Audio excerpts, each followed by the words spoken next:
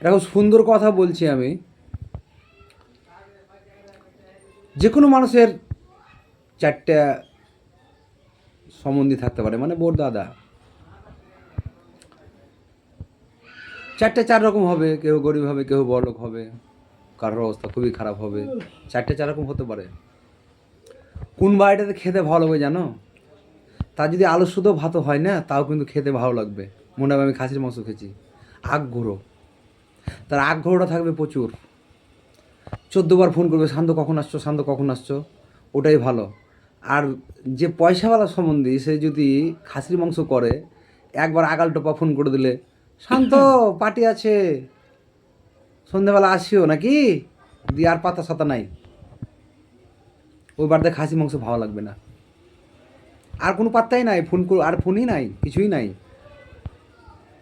আমার মনে হচ্ছে যে বাড়িতে আলু শুদ্ধ হবে, যদি আগ্রহ বেশি থাকে, তো ওটাই কিন্তু আমাদেরকে খাসির মাংস চেয়েও বড় লাগবে। কথাটা যদি ভালো লাগে অবশ্যই লাইক শেয়ার করবেন।